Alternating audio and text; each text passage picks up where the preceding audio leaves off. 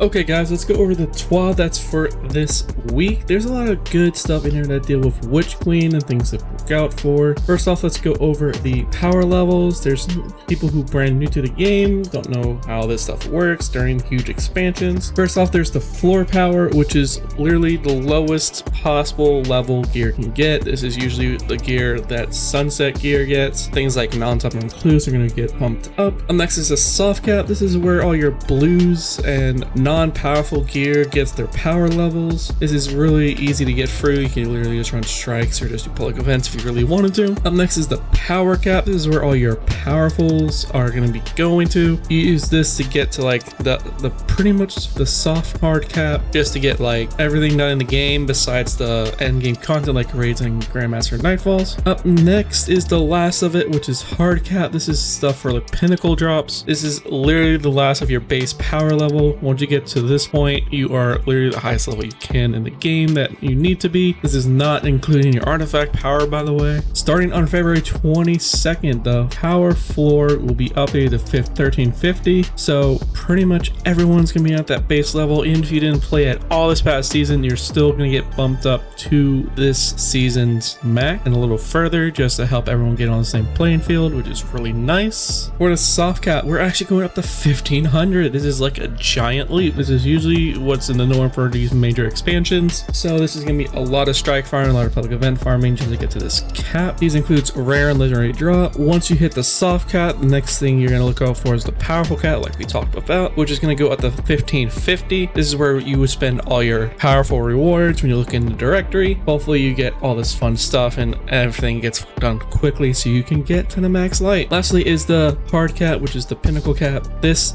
will be at 1560. You get this done through running endgame content like trials, like raids, Iron Banner, and other sources of endgame content. This also includes dungeons too, which are really fun. Now, once players hit the soft cap, which is the 1500 power in Witch Queen, the rarity of blues that you get dropped are actually going to be reduced, so you get more purples, just so you get, you know, legendary shards will be a lot of fun. This also will help minimize the tendency of like getting all the fucking postmasters just filled to the brim with blues. Finally, Gunsmith is getting its rework in the tower. This being said, if you don't want to just lose and waste your Gunsmith materials and your mod components, use them before the end of the season, because if you don't, they're gonna get taken away, deleted, whatever you want to call it. But the reason I say use them, because if in fact to rank up Banshee is just to dismantle guns, you want to keep as many of guns that you know you're going to delete at the start of new season in your vault or on your person, just so you get those progress a lot faster, especially if they do the same vendor as Crucible and Strikes, where you get an exotic at the end of it. For your ghost mods, these mods are actually being removed because they serve no purpose, which is Arc Analyzer, Solar Analyzer, Void Analyzer, Omni Telemetry, and Banshee Special. And for those who are in the know,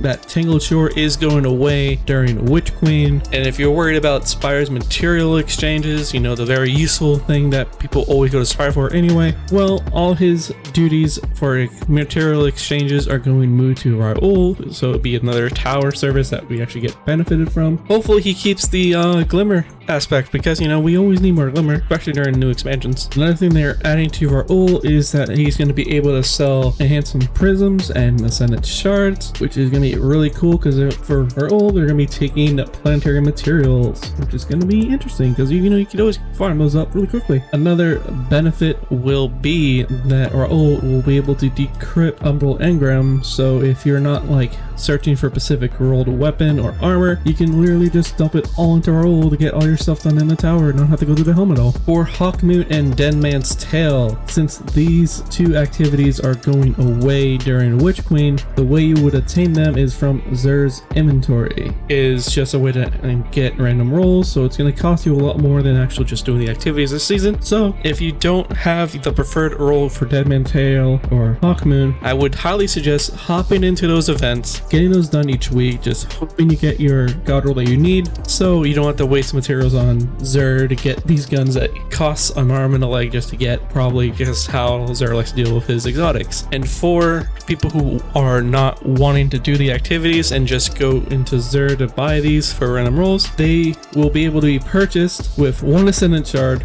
1 Exotic Cipher, 125k Glimmer, 200 Legendary Shards. Honestly, if you prefer that over farming the actual activities, have fun wasting materials, I guess, but you know, I still prefer doing the activities, so better get those done. If you're missing the catalyst for Hawkmoon DMT or Aegis Scepter, these will be moved into playlist activities, so it'll be very simple to farm and to get your hands on if you don't have them already. Catalyst wise are going into the activity playlist. It's Hawkmoon, Dead Man's Tale, Aegis Scepter, Outbreak Perfected, Whisper of the Worm, and 4 Forcemen, which is really cool, especially for people who didn't do 0 hour to get Outbreak Perfected Catalyst. This is a very easy way to get it, and hopefully you can just farm it really quick, and these drop really simple. They announced the date for the raid, which will be March 5th at 10 a.m. Pacific. This is gonna be really cool. I'm gonna again attempt this over on Twitch. If you don't know, I stream a Tuesdays, Thursdays, and Saturdays over on Twitch. Link will be down below. Be sure to follow. We do a lot of Destiny stuff and a lot of fun stuff, and we know we've had together. If you think that's a good place to hang out, click that link down in the description and we can have fun with it. For hotfix 3.4.0.3, ornaments cannot be equipped to the Wish Ender exotic bow. In the Grass of Avarice dungeon, players will no longer be trapped outside the encounter if they are dead outside the crystal tunnels when the encounter begins, which is really cool because I've had a lot of people just wanting to